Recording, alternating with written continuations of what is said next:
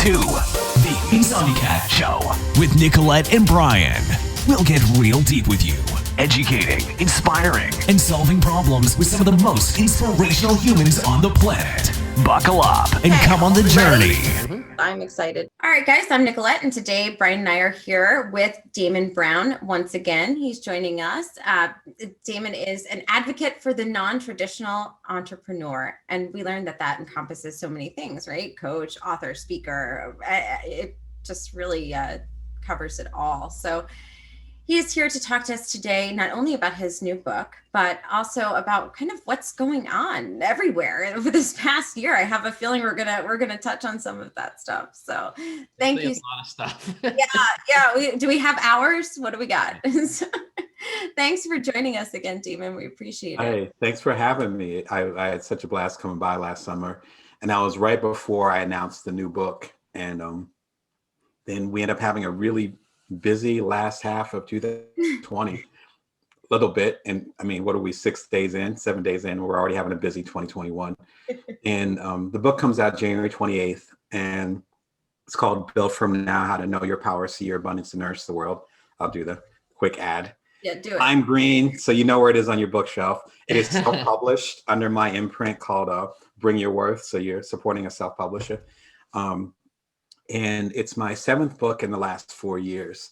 And one of the things I'm trying to build with the different discussions that, last time I was on here, I was talking about Bring Your, which was my previous book from about 2 years ago.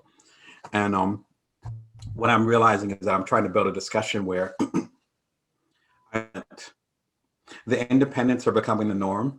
Mm-hmm. And so even with the moniker non-traditional entrepreneur, I'm going to have to change that.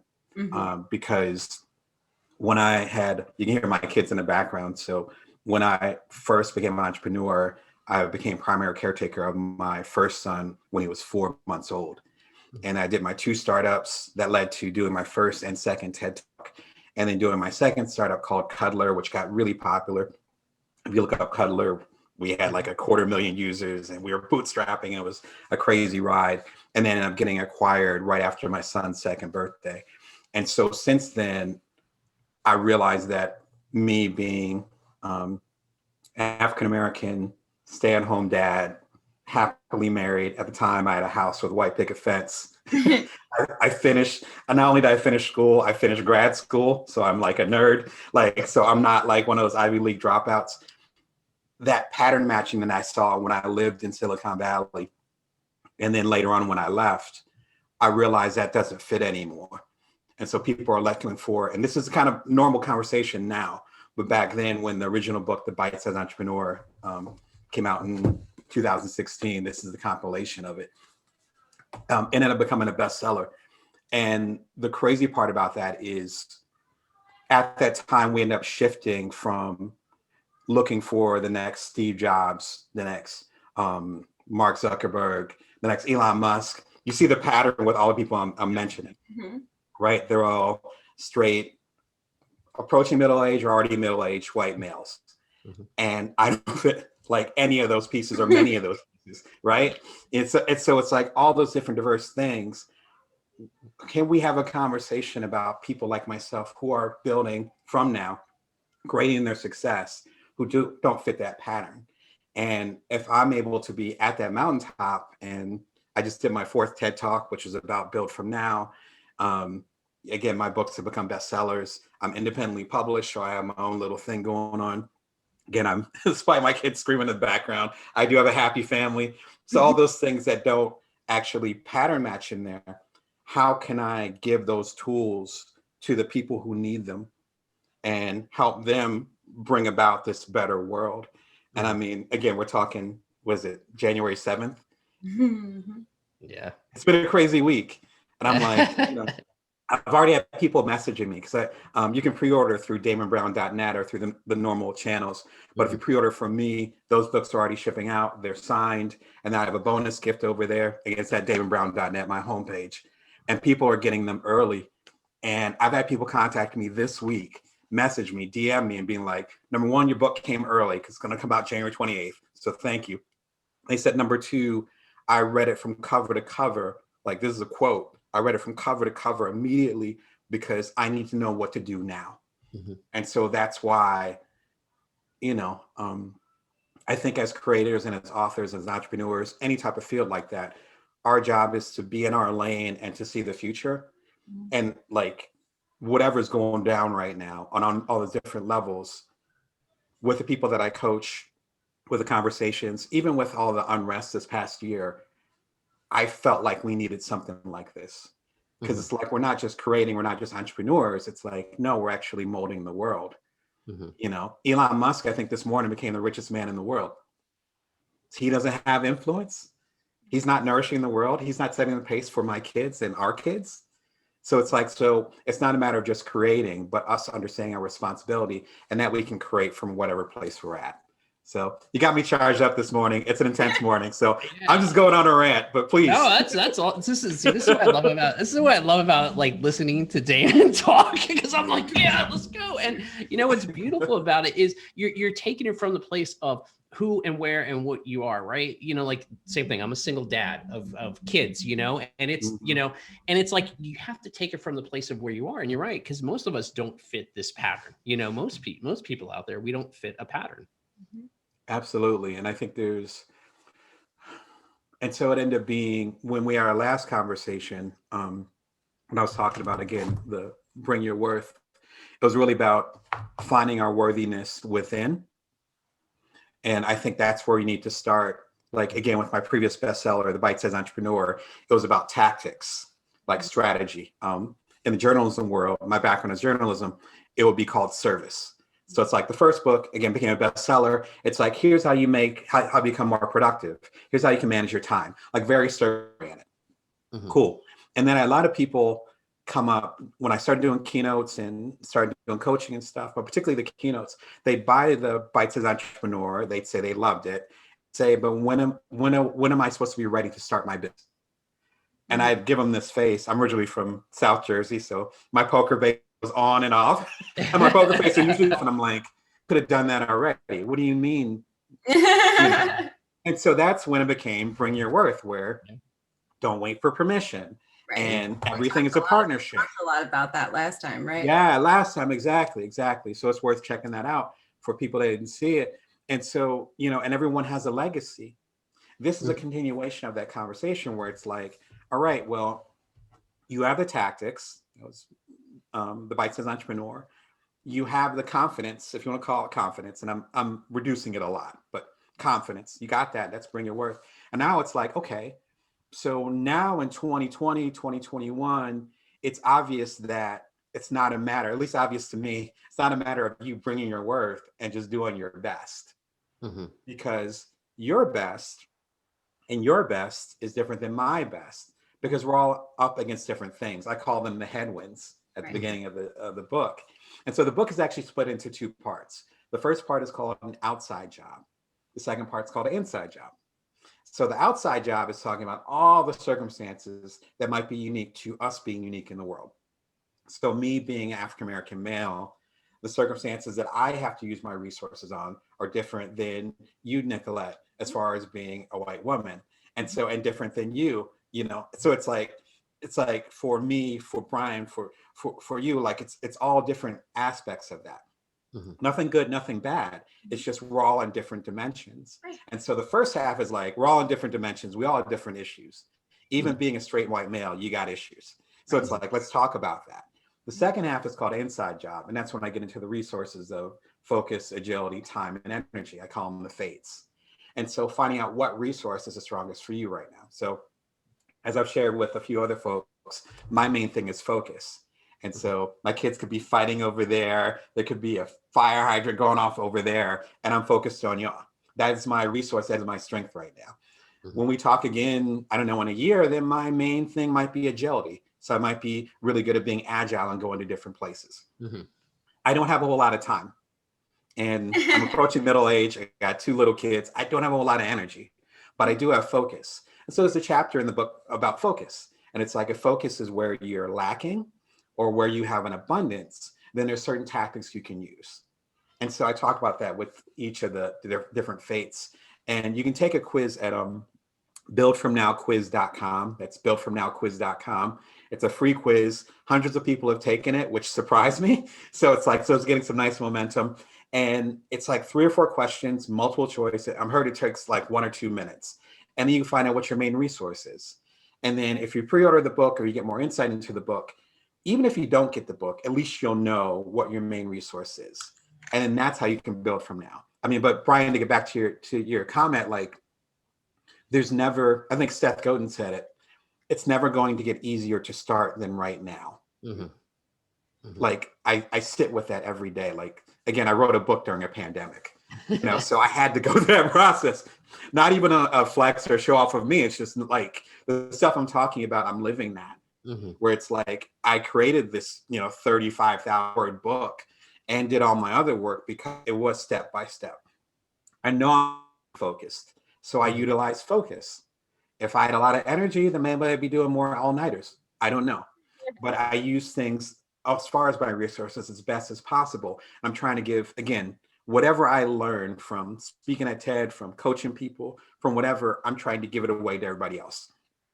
Because if we're trying to change the world, then we have enough inequity in all these different levels to not hoard information. Like, it doesn't make any sense. Mm-hmm. And I had a couple bestsellers early in my career, and they were solo endeavors. And I know what it's like to sell your startup. I know what it's like to have a bestseller. I know what it's like to be on the cover of the Wall Street Journal. If I'm doing that solo and you do that, there's only so much fulfillment you're going to get.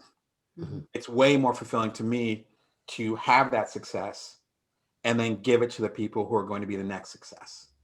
And I think as entrepreneurs, we all should be doing that, but that's my own, that's my own creed. So that's what I'm trying to do with Build From Now. It's like, create from what you got and then do amazing work. That's it. Absolutely. I think some people miss, right, what you're doing. I mean, don't get me wrong, all the achievements is part of your legacy, but what you're also passing on, that information and that knowledge, it becomes such a big part of your legacy, like people remembering those lessons or the things they've learned from you, or, having bigger and better achievements. Like I always say that, like, I want anyone who I'm working with to have bigger and better achievements than I've had. He really does say that. He said it to me. So I will vouch for him. I should believe him. Yeah. Yes, Nicolette and I have been working together a long time.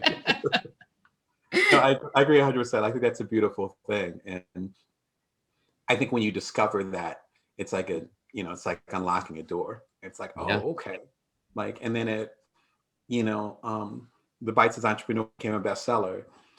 Bringing Your Worth became a much more modest hit. Mm-hmm. And it didn't matter because my main purpose was getting into the right people's hands. Mm-hmm. And I might have shared this before in a previous interview, but when The Bite-Sized Entrepreneur went gangbusters, I didn't connect with most of the people who bought it. Mm-hmm. Well, because it sold pretty well. With Bring Your Worth, it sold lower numbers because I'm independently published, so I know all my numbers, which I love nerding out on that. So I know how many were sold, where it was sold. And I'd say about half people, maybe more than half of the people who bought the book either used the hashtag Bring Your Worth on social media and took a picture of the quote from there, mm-hmm. or contacted me directly. Wow. That's cool. That is. Like, it's back to, I'm a big music nerd. There's a John Coltrane picture over there. And I think it was Nevermind the Bullocks. It was one of the major prototypal punk albums. It was either that or the first album from the Ramones. And they said that album sold like maybe 1,000 copies, mm-hmm. but every person that bought a copy of that vinyl started a punk band. That's my energy. That part. Yeah. I mean, that's one of the reasons why I'm indie, because I can make a profit and only sell X amount. I've had bestsellers in the traditional publishing world, and like, you do way more and you might not even make a lot of money. In my case, I'm able to go independent, have a curated experience for the people I want to connect with. They're part of that ecosystem where I have my new YouTube channel at youtube.com/BrownDamon. I got the conversations I'm having with y'all. I have my ink column at inkdamonbrown.com. So they're part of this discussion. And I'd rather curate that than worry about trying to sell 1 million copies. And then it doesn't influence the culture. Because like you, Brian, like, I have people who I mentored or who I coached who are, oh my gosh, they're doing impressive stuff. Yeah. And for me to be a small part of that, that's more fulfilling than any type of bestseller that has my name on it. You know, it's just a different space and it's way more fulfilling. And it allows you to change the metrics from my name has to be in lights to I want to make the biggest impact, positive impact possible. Mm-hmm. Yeah. Well, I want to talk about a couple of things from the book though that really caught my eye. And one of them that I think is really, well, maybe I'm just biased, but I think it's important. It's about, you know, moving upstream. Right. You talked about that. And I think that is really, like, to me, that sounds like you're hitting your head against a wall and you're trying to, like, you know, go with the flow, but that's not your flow. Right. Does that make sense? So, you know, I want to talk about that concept. Like, why are we all trying to go upstream? Yeah. You're talking about the chapter Salmon. I like that chapter. Sorry, guys. Read it. Thank you.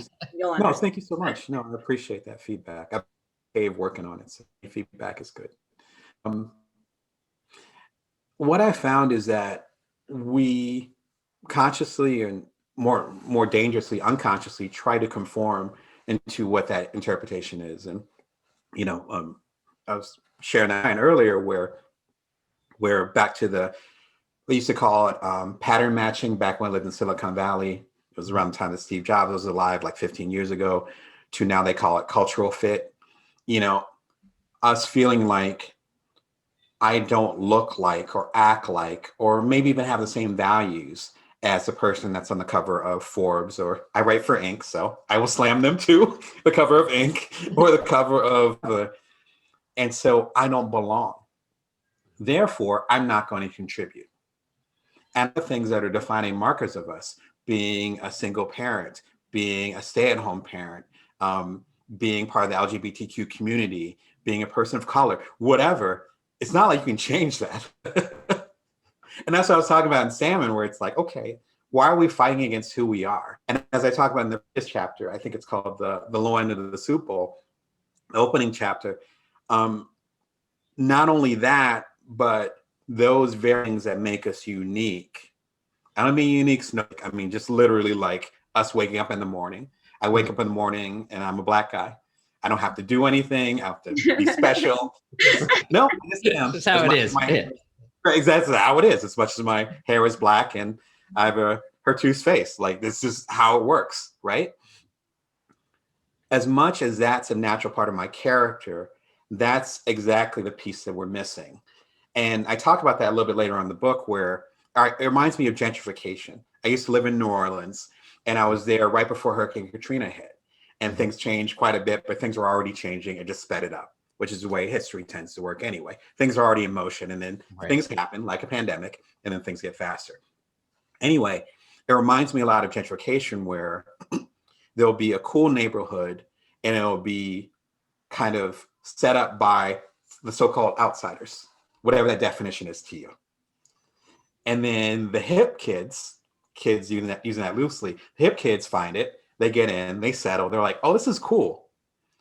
Then those rents or whatever go up, right? And then suddenly the people who set it up can't afford to stay there anymore, probably because of systemic issues. Then the people who are the cool rich kids, which is different, come in because that's the hip place to be. And suddenly they start pushing out the people that gave it the flavor, the soul. Then those same people are upset because the soul left. Where is the energy? Where's that vibe? Remember that cute little taco place that had the 25-cent tacos? They had it every Tuesday. Where did it go? And then the cycle starts over again. And perhaps the people that got pushed out are cognizant of it. But the people that came in don't realize that they're coming into the culture. They're not respecting the culture, and they're actually disenfranchising the people that established the culture. But then they're the very same people that are mad that the culture is going away. Okay, You see that going on in Silicon Valley right now. All right, so I have a question. Yeah. What, in your opinion, would be? Let's just use this example of the community, right, and that soul. So, what is your example? So, like, anybody should live wherever they want to live, right? So what is Sure. what is your advice then? And I know this is a hypothetical situation, but what is your advice then to those new people that move in who also should be themselves? Everybody should be themselves. Sure. How do you, what's the correct path then? I really am curious. That's why I'm asking. Yeah, I think it's multi-level, and I think that's a really good question. I've lived all across the country, so so I've been on both sides of the equation. So I definitely respect what you're saying and all the parties involved. I think the first thing is to patronize those folks that established that neighborhood or that city. We don't often do that. So that's number one. Number two, if you're going to come into that area, and this is a big analogy, so just to emphasize, I'm not talking about cities, I'm talking about everything, right? So number one, to patronize them. I have a speaker reel that I finally got done. I've been wanting to do it for a while. I've done like 4 TED Talks, all these different things. And I'm like, okay, I have enough content to do a speaker reel so people can hire me to do public speaking and all that. I went to a woman of color ran studio and worked with them. I could work with a lot of folks. I did that on purpose, right? So that's what I mean by this analogy is much bigger than that. So if you go to youtube.com/Brown Damon, you'll find out all about them. They're doing amazing work. I'm putting my money where my mouth is. They helped establish Built From Now. It's not just, I'm going to go to this other agency and then I'm going to talk about this. So that's number one, patronize the folks that established it. I'd say number two is understand that you're going into their neighborhood. It's not your neighborhood. You're going into a neighborhood that's already established. Again, I saw that change, and I'm still seeing that change in San Francisco, where people will come in and they'll be like, you know what? I know that there's that cool, cute neighborhood store right here, that bodega, as we call it on the East Coast, right? A little bodega, whatever. But you know what? There really needs to be a Target here. I love Target. I know people that work at Target. Like, there's nothing wrong with Target. Just, it's a conglomerate. They would call themselves a conglomerate, right? That's not the little furniture stores. And I remember furniture stores when I lived in Long Beach and other places that ended up going out of business because I was the only one supporting them. Right. It was just Damon. That's it. It was just Damon, literally. Like, and I don't buy a lot of furniture. I'm a minimalist. I got 17 couches. What can I? Right. I mean, you're basically seeing my office. Like, there's not much more here except for a couple of my kids' toys. That's it. So I'm not the patron for the furniture store. They did not stay in business. But my whole point is, I guess to keep it short, those two main things I think would make a huge difference. Number one, patronize whomever is there. That vibe is already established, whether it's the Mission up in San Francisco, if it's the Farborough Marigny or the Treme down where I lived in New Orleans, if it's the coastal area, close to Seal Beach over in Long Beach. Like, I can name the neighborhoods that I've lived in where I saw that change, where the folks were coming in, but they weren't patronizing the folks that are already established there for generations. Number one. And then number two, they weren't respected if they were coming into an environment. Their job isn't to change the environment. Their job is to support the environment. Right. And so that neighborhood is established in a certain way that it attracted you there. So why would you come to that neighborhood and try to change it? It's almost like being in a bad dating situation. It's almost like I mean, I'm being blunt here, but like kind of like don't move if you don't like the vibe, because why bother? Go somewhere where you like the vibe. And then you summed up my 5 minutes in 1 second. Right. Yeah, exactly. And I think the analogy you made is good. It's like a dating situation, right? You got to be in a relationship with that town or whatever that that city you live in, because I mean, I grew up in Memphis, and I spent a lot of time in New Orleans. I love New Orleans, but I love it for the vibe. I love it for what it is, and some people like it. Some people are like, oh, I can't believe this. We should do this over here. No, you shouldn't. Do you know what I mean? It's New Orleans. Like, it's supposed to be like that, and you're not going to come there and look for barbecue. Right. Like, you're not going to come there and look for barbecue. Are you going to be mad because there's not barbecue there? Like, right, exactly. I want there to be this style of food, that's there, whether it's Creole, Cajun, or whatever, that's what I want to eat. I want to eat alligator if I want to eat alligator, right? Well, I'm down there, Look at Nicolette's face. But see, Nicolette would be like, I want the McDonald's on the corner, No, I'm joking.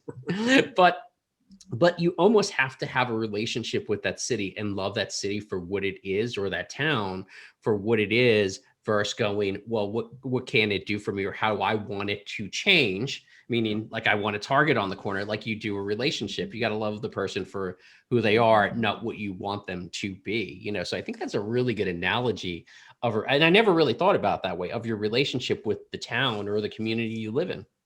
Yeah, for sure. And also, and I got into this with Bring Your Worth, but I'm also talking about the relationship with yourself.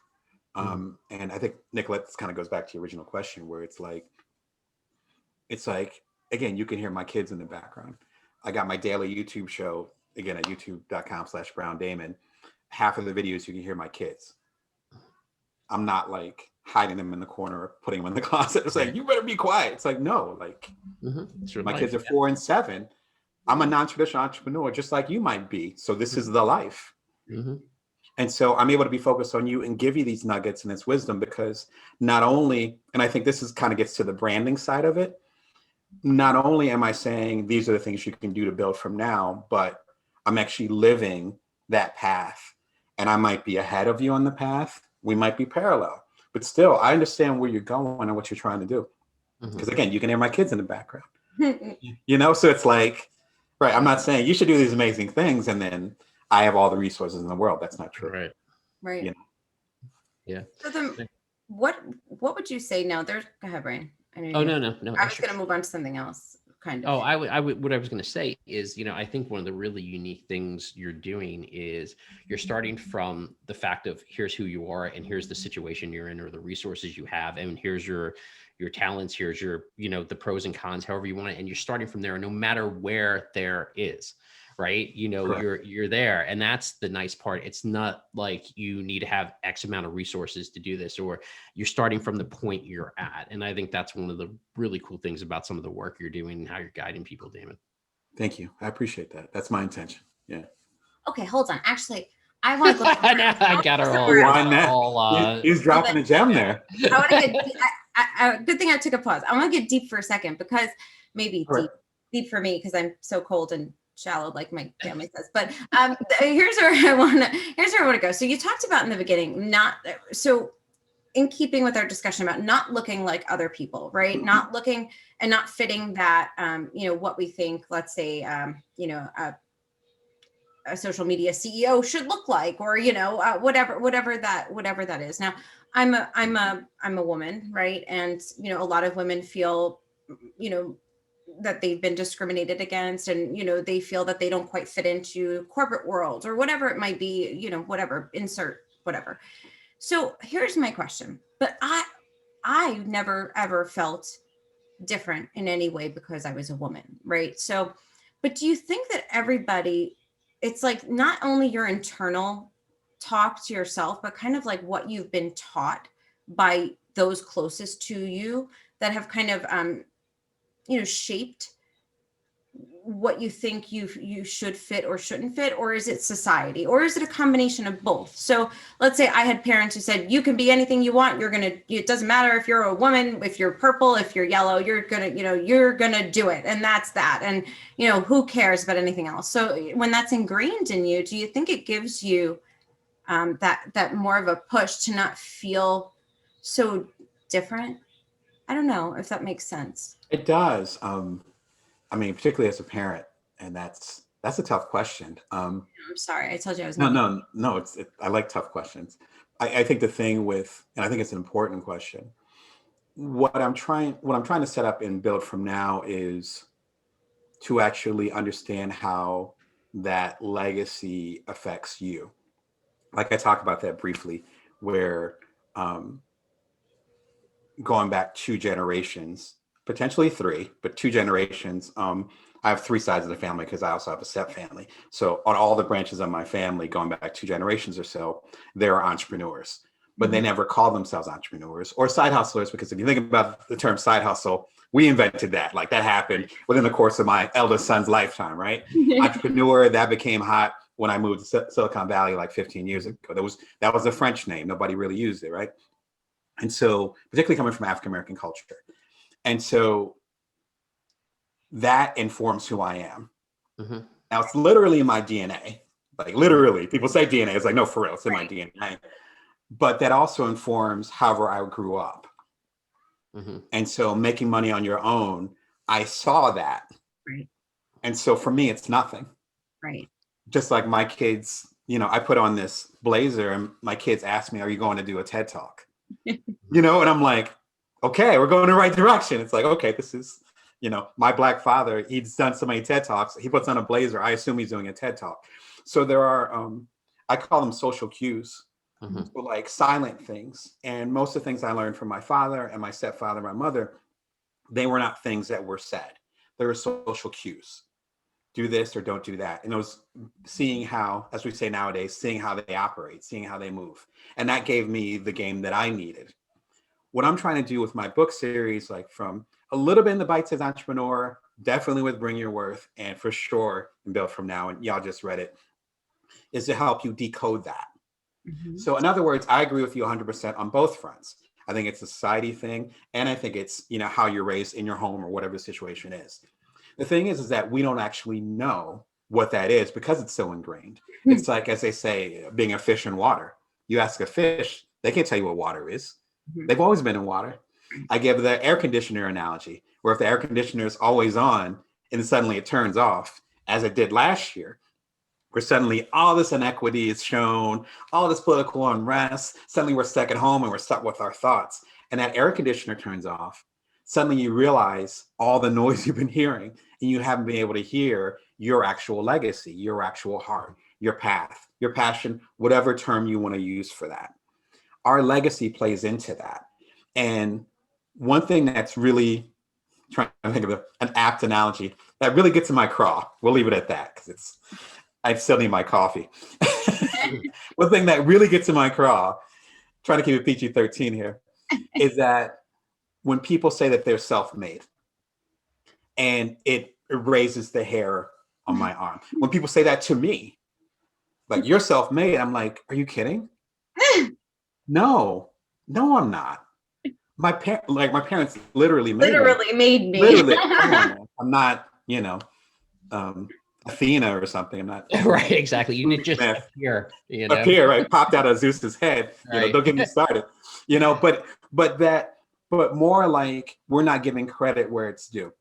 I talk about that a lot in Build From Now, where as you establish yourself and your mark on the world, don't act like you're like God's gift to whatever, or that you're a unique genius. You're not.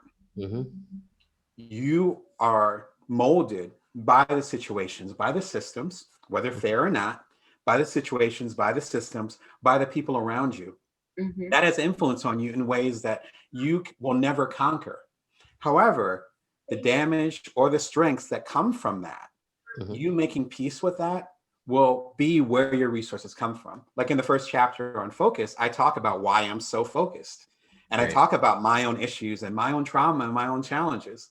But I had to go through that process. And I talk about that a little bit in other books. I had to go through those processes to be as strong as I am now. The reason why I'm able to talk about these things intensely and hopefully make an impact in the world and have my words and my ideas resonate with a lot of people is because, frankly, I dealt with my own crap. And that's what it really comes down to. Because if you're able to deal with your own stuff, then you're able to help change the systems that might have given you that stuff in the first place.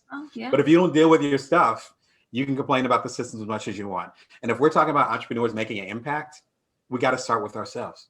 Do you think, I know we're talking about this sort of offline before the call, we're talking about sort of building on foundations, right? And we all have these foundations, good, bad, indifferent, right? It doesn't matter. Do you think sometimes we just choose to build on the wrong foundation? Like instead of building on, we all have good and bad, right? Instead of building on the good foundation that we have set for us, do some people choose to build on the bad foundation? You know what? I think that's a really good point. I end the book with that, and I talk about that a little bit. And but in more abstract terms, as articulated as you did, because I had 35,000 words. I get a lot bigger with that, but you articulate it really well in a short period of time. And I think you're absolutely right. I think we all do that. I think what we do is we mistake that pain for what our identity is. So I think we mistake that pain for what our identity is. So I'll give a personal example. So my challenges at home and personally and all that got me to be super focused, that came from challenges in my life and also from a bit of trauma, if that's not too heavy of a word. if I said, if I heal this trauma, then my focus is going to go away. And if my focus goes away, then I won't be as sharp as a speaker, or I won't make as much of an impact. Then I better not heal that trauma, because otherwise it's going to go away. And what I'm arguing in the book is that that's actually not true. Because the problem is that, again, not that you have pain or trauma or challenges, it's more like you're identifying that as your superpower. I have a problem with the word resilience. And I talk about that briefly in the book, where resilience or resistance, which is another word which has been really popular over the past year, I really want to help reframe that. Because if you're resisting something, if you're being resilient against something, that means you're against something. You're not saying what you're for. So if you have a vision for the future and you're saying, I don't want this, I mean, read any spiritual book, have any life experiences. And if you're focused on what you don't want, that's where your energy is going to go. That's back to the trauma and the pain, where it's like, if you have a particular resource, which, you take the resource quiz, find out what that resource is, and you realize it comes from this place of pain, you're not going to lose anything by healing that. And in fact, by you going through that process, it makes you, I think, more apt or more able, gives you the energy and those resources to actually heal that world, those areas that you want to heal. But you got to work on yourself first. That's what I'm trying to say. And I think you're right, where people sometimes set up that foundation, but I don't think they're saying, I want to live in a world of pain. Right. I think what they're saying is that I have the super strength. I am resilient. I can resist anything. I will fight anybody. And that's what they identify with. But once that fight is done, once they're done resisting, once they're resilient enough, then what? You don't have a foundation, because you don't know what you stand for. What you stand for is against something else. Once that thing crumbles or goes away or gets the opportunity to leave your life, then if that's your identity, you're going to go and grab it again. And you might replace it with something else, but you're going to need that because that's what you're leaning against. Right. Does that make sense? Yeah. And then you're just creating that same cycle over and over, because that's what I don't want to say conditioned, but that's almost what you've conditioned yourself for. I mean, I know somebody who kind of identifies with this, bad relationship, I'll call it. She was in, 15 years ago. And she's been alone ever since. You say she was in like 12 or 15 bad relationships. Yeah. But they kind of uses that victim role as her identity. And so if she was to actually do something about that, she would almost lose her identity, right? I mean, it was like, come on, man, it's like 12 years ago. Can you move on now? Let's keep it moving. But she can't let go of that victim role, because that's who she is. That's who she's become. Her identity, her whole identity is based on that pain, right? Like you're talking about. So how do you, right? How do you remove that without removing who you are, right?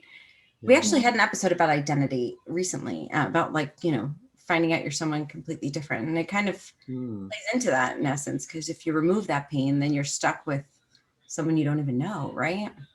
Yeah, and you're kind of looking to the abyss, right? Looking to the ether, whatever. And I think people hang on to their crap because of that, because that's like who they are. That's how they identify. But isn't it right? And then, oh, go ahead. Sorry. No. Sorry, go, Dave. No, I was just going to say, I think that's why we end up getting into a series of, like you said, bad relationships, or we end up being in the same situation. We wonder how. That's because we're identifying with that particular feeling in that situation. Right. And what I talk about in particular in Build From Now is there's many dimensions to it. I'm really talking about it from a resource standpoint. And I believe our resources come, in some cases, from our trauma or our challenges. Otherwise, why would they become a superpower? Why am I super focused? Do I have a reason for that? Why are you super agile? Do you have a reason for that? Why are you really good with time? At a certain point, you had to learn that lesson. Often it's in childhood, I've found, with the people I've coached. But there's a certain moment where you're like, okay, this is what I need for survival. And it might not be literally your physical survival, but a kid or a safety interpretation of that. And that can mean a lot of things. That's why I had to go deep in the book, where it's just like, okay, I can't just say you have one of these 4 resources and have it be, this guidebook. It's like, no, we got to unpack this. And that's what I'm trying to do, with the different types of media. But starting with the book is saying we have to look at ourselves in a deeper way, particularly here in America over the past year, up into literally last night, where it's just like, okay, at a certain point, we have to unpack stuff that we're feeling. And where does this trauma and this pain and these challenges come from? And why are we identifying with one particular thing? And if we don't identify with that anymore, then we're afraid we'll lose ourselves. But maybe that's okay, because then we can actually build from now and create something that's worthwhile, that will stand a test of time, you know? I hear you. I want to ask you to do us one favor, though. I want you to give the audience something that they can walk away with. What can, so if someone wants to build from now, right now, aside from going to the book, go get the book, right? That's the action, right? Available January 28th. Yeah. Where can someone start right now? If they're feeling lost, if they're feeling all of these things, where do they start right now? I think it's to understand that, I think we mentioned, I can't remember if it was on air or off air, but the Seth Godin idea that that it's just going to get harder to start tomorrow. And so even if it's a baby step, do it. Mm-hmm. I talk about, just getting that web URL. Mm-hmm. I talk about writing down what your goal is as far as your intention for whatever you're trying to create. I'm assuming you're trying to create something. So for whatever you're trying to create, I'd say sit and think about, if you end up taking the resource quiz, or if you already know intuitively, if your main thing is focus, agility, time, or energy, why? Again, that's one of the first chapters in the book where I talk about why I'm really focused. And it wasn't an easy chapter to write. At that same time, I had to go through that process for me to really maximize the resource that I have. I'd say the last really big thing is to be easy on yourself. Mm-hmm. And it took me a little while to realize this, even though I'm a coach and I write and talk about this every single day. I'm still going through my own stuff, to realize how, again, back to the air conditioner analogy I talk about in the book, how much energy, and not even specifically energy, just in general, because I talk about energy in the book, but how much movement, how much emotional labor, that's the word I'm looking for, how much emotional labor it takes just to function. Mm-hmm. Particularly over the past year, where we've had a pandemic, we've had social unrest, we've had political chaos up until last night, still going on, like that. I look at it as us having 100%.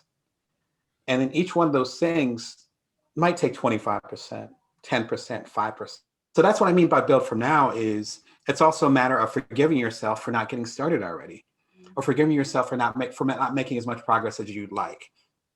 If we had more time, I could tell you like 3 different stories about this book where I struggled myself because I wanted to do this and I could only do this. The book is fantastic. It's my favorite book so far, which is always feels like that when you do a book. But there were so many other things I wanted to do. And I had to push those into, I got a strategy for the next 2 years for the stuff that I really wanted to do. But but I had to stretch that timeline because I got 2 little kids. There's social unrest. There's a pandemic. I'm still working all the time. My kids are around every single moment of the day for the last 10 months, right? You guys are nodding. Yeah. Like, why am I expecting to do 110% right now? That doesn't make any sense.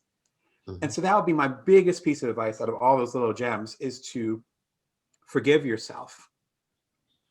Whether it's working from, as Brene Brown says, working from a guilt standpoint, where you feel like other people are doing better and you should have higher expectations of yourself, or from a shame standpoint, where you feel as though personally you should be doing better and you're afraid to tell other people that you're not.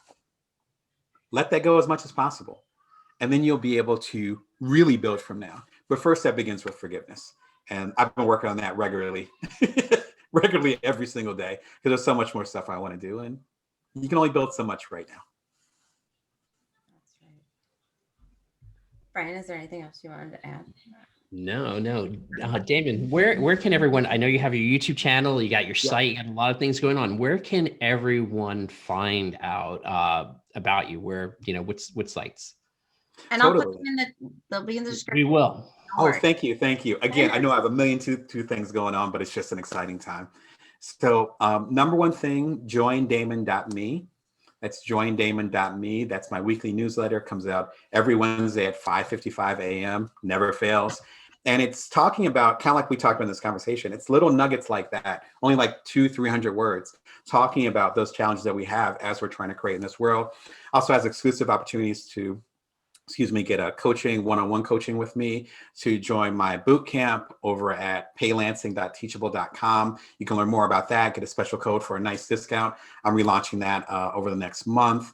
You can get pre-orders and early opportunities with the books and all that stuff. Early moments if you want, whatever you want to do with the book. But all those different things. So joindamon.me, it's free. Again, every Wednesday. Hundreds of y'all have gotten involved, which I love. Specific to this conversation, buildfromnowquiz.com. Again, it's free. It's 3 or 4 questions, multiple choice, and just come through and learn about whether it's focus, agility, time, or energy, what your main resource is right now, and get that going. If you want to learn more about me personally, then you can go over to damonbrown.net, and you can also pre-order Build From Now. Remember the lime green book? I wanted to scream on your bookshelf. So you remember it. It's like, if you need it, it's right there. Remember the lime green. You can get a pre-order at damonbrown.net, and you get a signed copy. You can also get the Build From Now t-shirt, which I'm wearing, which has all the insignias on there. All kinds of goodies and fun merch that I've been working on with, again, the collaborators, which I'm really into right now, and helping other people get their shine. And if you pre-order before January 28th, which is when the book arrives, not only will you get it early, but you also will get a bonus where you can download my best-selling audiobook, The Bite-Sized Entrepreneur, which is what really kicked off this journey 4.5 years ago. I'm actually giving it for free because I really want to get this book into as many people's hands as possible, and to help them get as much insight in game as possible, because, we need you now. I'll leave it at that. So whoever needs these tools, come get them. We need your voice. Yeah. Awesome. Thank you, Damon. Thank you so much for joining us today. We appreciate it. And thank you for your work. Oh, thank you so much. Thanks for having me. I appreciate it.